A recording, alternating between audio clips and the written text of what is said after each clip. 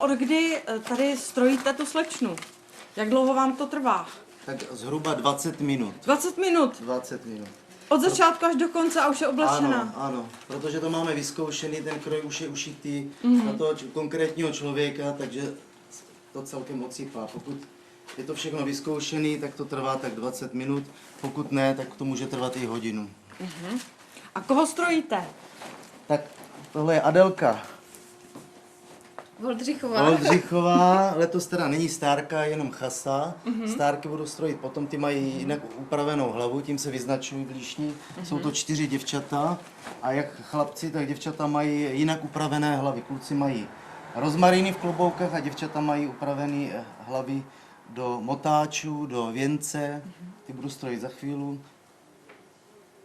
Takže teďka dodělám chasu, děvče, které půjde v chase, které půjde na seřadiště a stárky ty jdou jako poslední, protože se k ním půjde jako pro ně. Takže ty zatím mají čas, takže teď oblíkám děvče do chasy. A všechny ty stárky máte doma? Všechny ty stárky jsou tady právě. Všechny máte pozbíraný? Pozbíraný, aby byly nejlíp, aby byly... Takže každý ten oblíkač tomu vtiskne jakýsi svůj rukopis a tak je potřeba, aby ty stárky byly v podstatě, aby byly jednotné, aby působily v jednotném duchu, aby to mělo jednu ruku, jeden mustr a tak dále.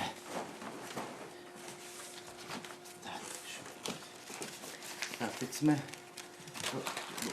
dovážeme rukávce a to se potom ještě dozdobí stuhou. Jsou dotvrdá naškrobené. U krku je límec, krézl, kde je 1,5 m nařesené vyšívání, které se kulmuje želízky. A jak dlouho vám trvala ta příprava toho kroje?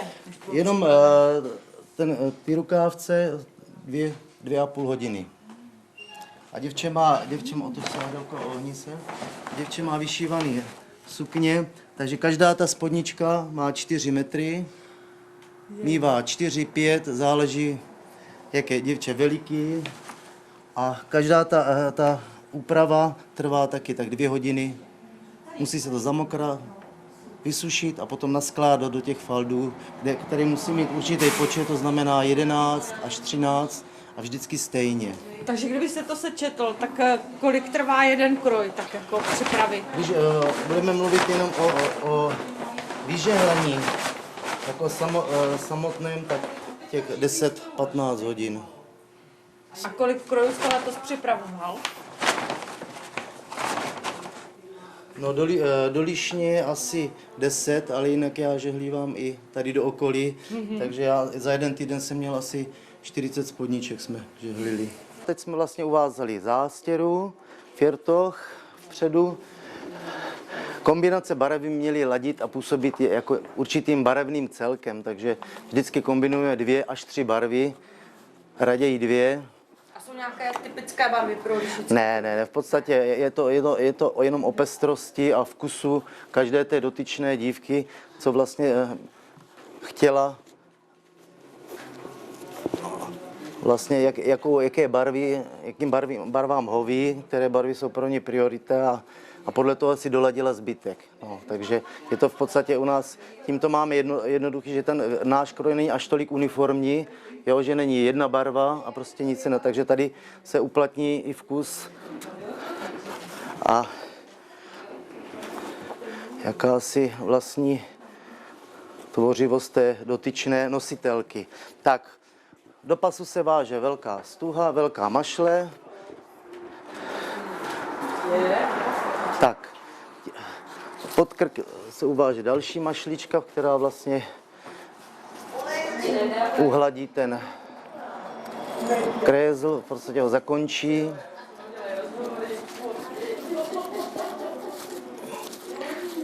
Tak, tady musíme trošku dotvořit. Tak, teď dáme mašle na ruky. Mašle jsou většinou do gumy, tak, anebo se musí vázat. Tady na tomhle kroji v podstatě nejstarší součástky jsou ty spodničky, které jsou shodou okolností vlastně téhle dívky, její prababičky, který ona sama nosila, která chodila ještě vlastně, jak se říkalo u nás po selsku. Bylo to její denní nošení. Tohle byly její jako sváteční spodní oděv, ty spodničky, ty jsou původní. Začal jsem asi před 4 hodinou. Iniciály AN, byla Aneška Novotná, pravnučka se jmenuje Adelka Novotná. Takže pořád funguje. Jasně, takže vlastně i určitými drobnostmi, tak jsme to připli. A takový zakončení vlastně je kytička. Tak. No a v podstatě jsme hotovi a protože dívka jede do chasy, takže vlastně její úprava hlavy je šátek turecký nebo lipský, který se předem uváže a potom se znova nasadí. Tímto šátkem je to konečná úprava dívky, která jde v chase. Jo, ten šátek je první uvázaný, protože aby držel určitou formu, tak se vlastně první uváže na hlavu obyčejný bílý šátek, naškrobený, který vlastně drží tu formu, vytvoří ten takový korpus a na ten se váže potom ten tyrolský šátek. Má to dvě vlastnosti, že v podstatě ten šátek drží formu, čímž ho může kdykoliv vzdělat a znovu nasadit a dále se šetří potom v podstatě, že když se potí, tak se potí do toho bílého pracího šátku a ten vrchní se šetří. A ten je taky po prababičce? Ne, tak tenhle ne, to už se je co novější, takže můžeš si to, jestli chceš, tak si to nasaď. Tak, takže tím bychom byli v podstatě hotoví tady.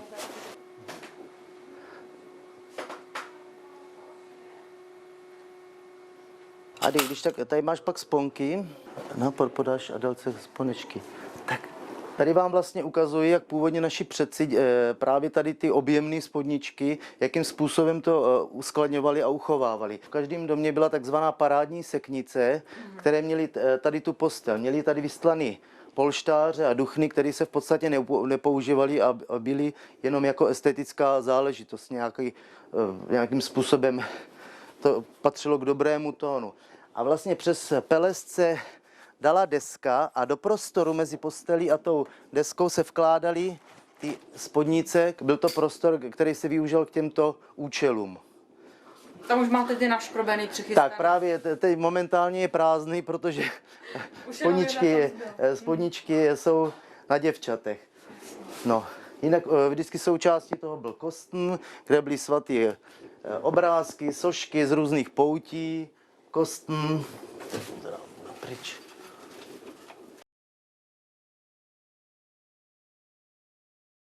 Chytni si. Tak, počkej. A teďka se obléká kdo? A teďka začínáme oblékat Stárku, popust to. Vlastně základem jsou punčocháče, potom spodní kalhoty, které by měly být ozdobený, protože při chůzi do kopce, do schodu, při tanci se odhalují nohy děvčete, takže v podstatě se to takhle doladí tím vyšíváním. No. A ty pončocháče mají tu růžovou barvu předepsanou? Nebo... Ano, to byla původní barva. Tady vlastně Marie Gardavská, malířka, která tady v roce 1900 tehdejší kroj, tak vlastně v různých variacích toho kroje, to znamená vdaná žena, svobodná, všechny ženy měly jenom červené punčocháče. Proto se snažíme tohle udržet. Jelikož ty sukně jsou těžké, vlastně potřebujeme dosáhnout určitého tvaru, tak vlastně používáme takzvaný honzika nebo jelito, vlastně čímž dosáhneme takového rokokového tvaru a vlastně zdůrazní to boky a navíc má to i tu funkci, že to v podstatě chrání boky toho děvčete, že to vlastně neotlačí. Stárky jsou vždycky 4 a teď to tady dám takto, hotovo. Jsou 4, právě vyznačují se touhle úpravou hlavy, kterou vidíte už na tomhle děvčeti. Je to takzvaný motáč, vlastně spočívá v tom, že vlasy vzadu se rozdělí, se vytvoří jeden cop, který se rozdělí na 2 další copy, a každý zvlášť se obalí červenou stuhou, obtočí a vlastně pod ten cop se propíchne nebo protáhne taková lžička a kolem ní se omotají ty ty copy obalené v té červené stuze a vytvoří se takzvaný motáč. Tak, dobrý. Vlastně, a kolem něho se dá ten stárkovský věneček. Celá ta hlava se doplní potom stočeným šátkem, jako vlastně se ukončí a doladí ten celek. Vlastně. Ty vlasy se tomuhle na cestičku, téhle úpravy vlasu se říká na pótec, jako na cestu. Tak, máme ten základ, máme v podstatě takovou šněrovačku s tím jelitem, a je to na šeráky, takže to děvče to v podstatě nemusíme až tak utahovat a drží to v podstatě na rameno jako drží. Tak. Všechny ty stárky jsou oblečeny stejně, nebo mají nějaký... V podstatě jsou, jak říkám, oblíkáme to tady v jednom domě, takže se snažím, aby působili všechny stejně.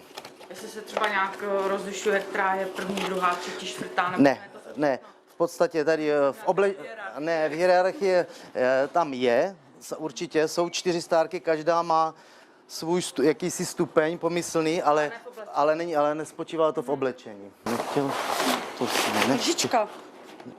Je v pořádku. Jo, myslím, v pořádku. Brambory v řádku. Výborně. Drž to a toč se. Jak stará je ta spodnička? Tak zrovna tahle spodnička je právě z období kolem 20. let minulého století. Je právě ještě ručně vyšívaná, takže tohle je opravdu jako... Takže skoro 100 let. Určitě, jo.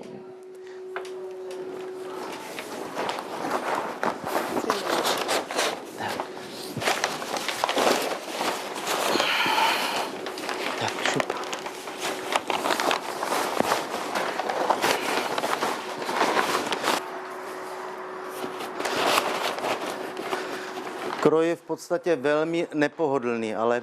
Ano, to můžu potvrdit. Já jsem slyšela, že kdo poprvé jde v kroji, tak omdlí. A Martina Lacinová, která šla poprvé v kroji a omdlela, tak mi to potvrdila. Ano, je to proto, že je to výzva. A v podstatě každý si ten prvotní očistec musí prožít, ale je to o zvyku. A je to jenom jako na poprvé, pak už... Ano, jistě, určitě. Ono je to i trošku psychická. Je to i psychická, někdo i zvrací. Hodně to, ona má šráky, jdeme. Tak ty si pojď vyzkoušet kalhoty potom, jo? Tak. Kolikrát ročně takhle v liší oblikáte ty krojačky? Kolikrát oni tak krásně... No tak do ulice. U nás do ulic máme 2 takové důležité akce, což jsou hody na svatého Jiljí, to je první víkend v září. Další významná akce je v květnu, kde je to taková folklorní slavnost na počest líšenského rodáka Františka Svobody, který sbíral národopis. Byl to takový kulturní člověk, v 30. a 40. letech působil vlastně aktivně tady v Líšni, takže tady měli sbor zpěvecký a taneční složky. A takže na jeho počest, protože je to opravdu významný člověk a rodák z této obce,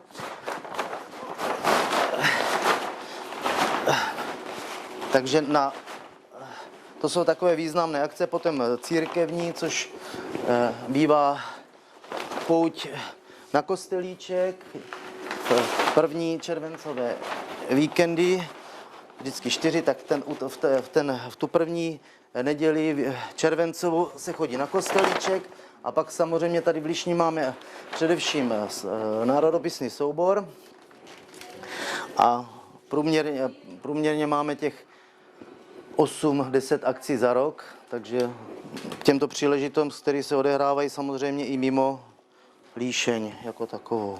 Důležitá akce, kterou jsme v podstatě teďka ve spolupráci s kulturním centrem a s divadlem Líšeň obnovili, jsou líšenské ostatky, neboli masopust taky. Takže to je další taková, bych řekl, významná akce. Která se minulý rok strašně povedla. Velmi. Vlastně, velmi. Hlavně se sdružením Líšeň sobě, což vlastně jako takový, že prostě lidi, kteří spolu jako tak spolupracují, nebo ty organizace, které tady máme, tak společně se nám tomu nějak jako podíleli. Určitě. Vlastně Tak. Tak, teďka, Povedlo se to. teďka víte co, tohle oni mívali dříve jako spodní prádlo, takový v podstatě, dneska by se řeklo body, jo, protože právě tím, že oni nenosili podprsenky, jo, spodní prádlo to se nosilo až od konce minulého století, jo, v podstatě, takže my tím, protože ty rukávce jsou z velmi jemného plátna, takže všechno tam, jo, je to velmi jemný materiál, vidíte, jak je to. Takže v podstatě všechny ty doplňky nutnosti, ramínka od podprsenek a ramínka vlastně od těch šráků, co působí neesteticky, tak my to tím uhladíme a v podstatě dodáme tomu takový lepší charakter tím, že tady vlastně přes tady ty lehké, tomu se říká etamín, ten materiál, vlastně my tím zahalíme to, co nechceme prezentovat, ukazovat. A jak starý je tento kroj? tenhle kroj je ten vrchní, ty hedvábné věci jsou všechny obnoveny nové. Toto je, počkej. Jestli se tam nějaké sebou jdu. Vejdeš, musíš. Jasně, tak. Jo, vidíte, že když to, tak nám to vlastně krásně vyplní tu.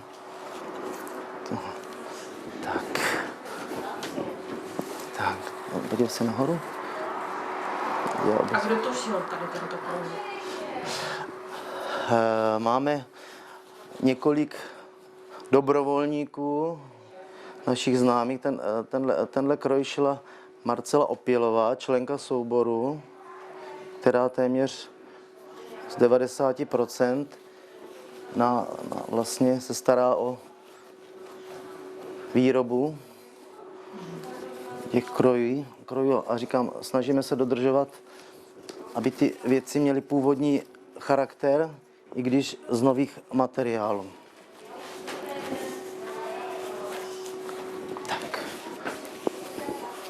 Tak, teď to všechno. Vlastně tu košili vlastně zastrkáme. Ta brokátová hedvábná sukně vlastně se vyžehlí a ta se neškrobí, to je samozřejmé. A ta se musí zapasovat do té spodničky. Jo, vidíte, že na těch spodnicích jsou vytvořeny ty faldy, ty obloučky a vlastně ta spodnička, teda ta vrchní sukně, kopíruje ten tvar té spodničky, takže musí být absolutně stejnou šířku a o málo delší než ta spodnička. Je vlastně jako ji kopíruje ten její tvar. A vlastně tím je to taková ta poslední konečná úprava toho kroje. A vedle tady těch nově ušitých kostýmů krojů, no. Jsou tady i jako opravdu historické kroje. A se dědí opravdu. máme. Jenomže všechno, samozřejmě ty materiály podléhají určitě času i vkusu, takže samozřejmě ten materiál je, ale už třeba zub času hlodl, takže třeba už je to, nechci říct špinavé, ale už to nemá ten lesk, už to nemá takovou, má to tu patinu toho původního starého, ale prostě dnešní vkus je trošku jiný, takže a navíc v neposlední řadě je důležité ty věci ochránit právě jednak z toho kulturního a hlavně jako, co se týká vzoru, protože to jsou věci, podle kterých se dají ušít potom nové. Takže ty věci se snažíme chránit, šetřit, aby vlastně jsme posléze mohli znovu obnovovat a šít nové kroje podle těch původních. A vlastně vzor na té látce už takový nesmí. Právě v Brumovicích, nebo to vlastně nemůžeme říkat, že právě máme veliký štěstí, že se znovu začíná ten materiál vyrábět, protože tohle třeba materiál na tuhle sukni je vlastně úplně nový. I když ty motivy jsou vlastně vytvořeny podle starých brokátů z 50. a 40. let minulého století. Evičko, může se zapínat, jo?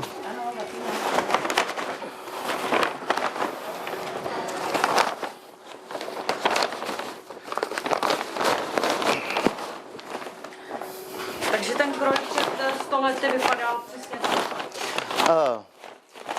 Dá se říct, že určitě. V podstatě, dívejte se, ten kroj má určité znaky. Ale samozřejmě, tak jako každý z nás máme trochu jinou postavu, tak i tak ten kroj trošku odpovídal. Jo? A vkusu to je dotyčné. Někdo to měl trošku kratší. Říkalo se, ti, co chodí do kostela, mají sukně delší, ti, co mají kroj jenom na tanec, mají kroj delší. Říkám to špatně, obráceně. Takže ještě jedno, ten, kdo chodil do kostela, měl kroj delší a kdo chodil na tanec, tak měl třeba o něco kratší. Takže nebylo tam žádný dogma, prostě muselo to být tak a tak. Každý to měl trošičku jinak. Tak.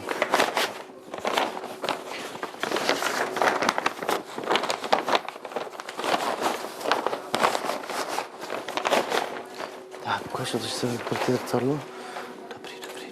Dobrý. Tak. Tady v tom kroji se dá teďka chodit, tancovat. Tancovat. A tím to končí, že? Je to v podstatě obřadní, ne. Je to, Ani na toaletu nemůžu. To jsem taky slyšela.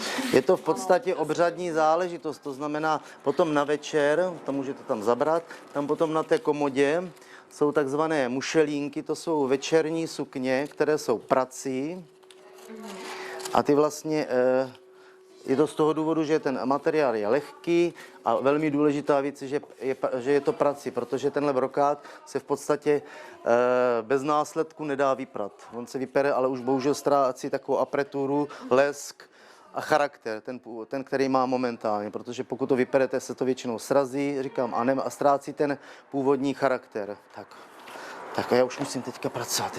Takže na tancovačku se to převlíkne, protože večer už se nedává ani tolik spodníček, aby v podstatě večer je zábava, to znamená, je důležité, aby i ta stárka, aby mohla se bavit okolí, protože hody jsou od slova. Stárci jsou od slova starati se, takže se musí starat o zábavu všech okolo. Tak, Evičko, otoč se. Tak šňůrky, chytej. Jaký máme čas? Máme nejvyšší čas. Nejvyšší čas. Tak šup. A ty ještě 3 holky, že jo? Musíš... 2. Otoč se. No, to už se oblíká. Co je to nějaký něco? Jo. Brambory v řádku. Tak, otočit. Tak.